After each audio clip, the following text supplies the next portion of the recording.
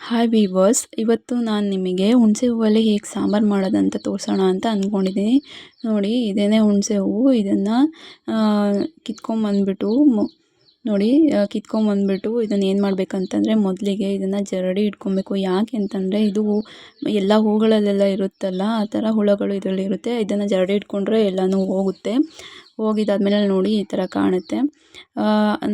ನಂತರ ಏನು ಮಾಡಬೇಕಂತಂದರೆ, ಒಲೆ ಹಚ್ಕೊಂಡು ಒಂದು ಬಾಣಲಿನ ಇಟ್ಕೊಂಡು ಅದಕ್ಕೆ ಹುಚ್ಚೆಳ್ಳನ್ನು ಒಂದು ಅರ್ಧ ಮುಕ್ಕಾಲು ಕಪ್ಪಷ್ಟು ಹುಚ್ಚೆಳ್ಳನ್ನ ಹಾಕಿ ಅದನ್ನು ಚೆನ್ನಾಗಿ ರೋಸ್ಟ್ ಮಾಡ್ಕೊಬೇಕು.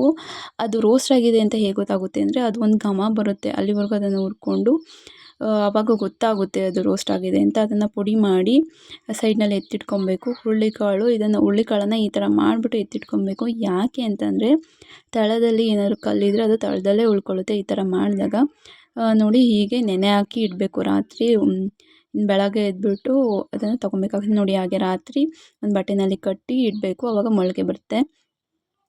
ಈ ಥರ ಆದಮೇಲೆ ನೋಡಿ, ಒಂದು ಕುಕ್ಕರ್ನ ತೊಗೊಂಡು ಅದಕ್ಕೆ ಎಲ್ಲ ಕಾಳುಗಳು ಇದೆಲ್ಲ ನೆನೆಸಿ ಎತ್ತಿಟ್ಕೊಂಡಿರೋವಂಥದ್ದು. ಅವರೆಕಾಳು, ಅಲಸಂದೆ ಕಾಳು ಅಥವಾ ತರುಣಿ ಕಾಳು ಅಂತಲೂ ಕೂಡ ಕರೀತಾರೆ ಇದನ್ನು.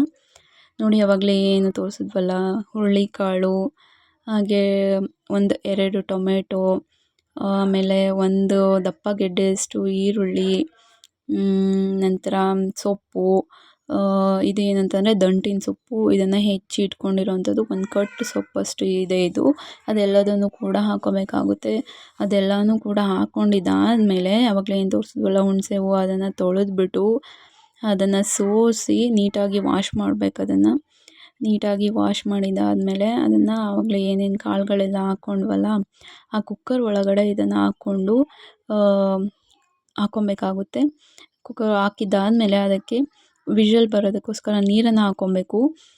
ನೀರು ಎಷ್ಟು ಹಾಕ್ಬೇಕಂತಂದರೆ, ಏನೇನು ಕಾಳುಗಳೆಲ್ಲ ಹಾಕಿರ್ತೀವಲ್ಲ ಅದು ಮುಳುಗುವಷ್ಟು ನೀರನ್ನು ಹಾಕ್ಕೋಬೇಕಾಗುತ್ತೆ.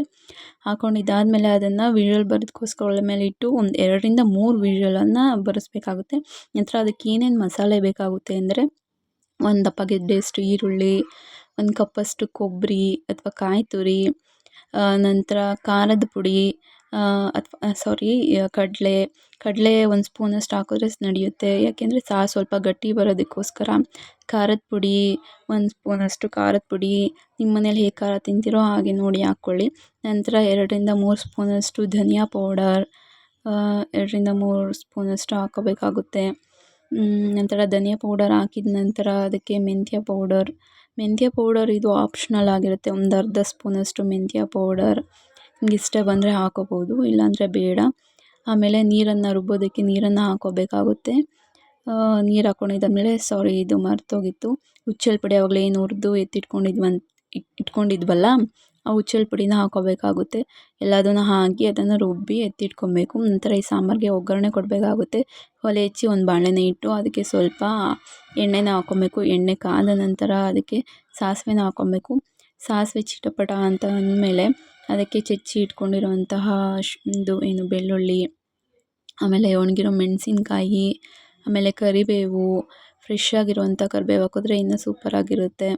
ಅದನ್ನೆಲ್ಲ ಹುರ್ಕೋಬೇಕಾಗುತ್ತೆ. ಹುರ್ಕೊಂಡಿದ್ದಾದಮೇಲೆ ಏನು ಆವಾಗಲೇ ಮಸಾಲೆ ರುಬ್ಕೊಂಡಿದ್ವಲ್ಲ ಅದನ್ನು ಒಗ್ಗರಣೆ ಒಳಗೆ ಹಾಕ್ಕೋಬೇಕಾಗುತ್ತೆ.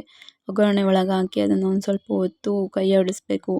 ಕೈ ಆಡಿಸಿದಾದ್ಮೇಲೆ ಅದಕ್ಕೆ ಒಂದು ಹಿಡಿಯಷ್ಟು ಉಪ್ಪನ್ನು ಹಾಕ್ಕೊಬೇಕಾಗುತ್ತೆ. ನೋಡಿ, ಒಂದು ಹಿಡಿಯಷ್ಟು ಉಪ್ಪನ್ನು ಹಾಕ್ಕೋಬೇಕಾಗುತ್ತೆ. ಉಪ್ಪನ್ನು ಹಾಕ್ಕೊಂಡು ಅದನ್ನು ಕೂಡ ಒಂದು ಸ್ವಲ್ಪ ಹೊತ್ತು ಕೈ ಆಡಿಸ್ಕೋಬೇಕಾಗುತ್ತೆ. ಕೈ ಆಡಿಸ್ಕೊಂಡಿದ್ದಾದಮೇಲೆ ಅವಾಗಲೇ ಏನು ಬೇಯಿಸಿ ಎತ್ತಿಟ್ಕೊಂಡಿದ್ವಲ್ಲ ಕಾಳುಗಳು, ಅದನ್ನು ಇದರೊಳಗಡೆ ಹಾಕ್ಕೋಬೇಕಾಗುತ್ತೆ. ಹೀಗೆ ಎಲ್ಲದನ್ನು ಹಾಕ್ಕೊಂಡಿದ್ದಾದಮೇಲೆ ಏನು ಮಾಡಬೇಕಂತಂದರೆ, ನೋಡಿ ಎಲ್ಲದನ್ನು ಹಾಕಿ ಅದಕ್ಕೆ ಒಂದು ಮುಚ್ಚಳನ ಮುಚ್ಚಿ ಒಂದು ಸ್ವಲ್ಪ ಹೊತ್ತು ಅದನ್ನು ಬೇಯೋದಕ್ಕೆ ಬಿಡಬೇಕು. ನೋಡಿ, ಹೀಗೆ ಕುದಿ ಬಂದಾದಮೇಲೆ ಅದನ್ನು ಸ್ವಲ್ಪ ಕೈ ಆಡಬೇಕಾಗುತ್ತೆ. ನೋಡಿ, ಹೀಗೆ ನಮ್ಮ ಹುಣಸೆ ಹೂವಿನ ಸಾಂಬಾರು ರೆಡಿಯಾಗುತ್ತೆ. ಓಕೆ ಫ್ರೆಂಡ್ಸ್, ಲೈಕ್ ಮಾಡಿ, ಶೇರ್ ಮಾಡಿ, ಸಬ್ಸ್ಕ್ರೈಬ್ ಮಾಡಿ. Thank you. ಪ್ಲೀಸ್ ಸಪೋರ್ಟ್ ಮಾಡಿ ಫ್ರೆಂಡ್ಸ್. Thank you.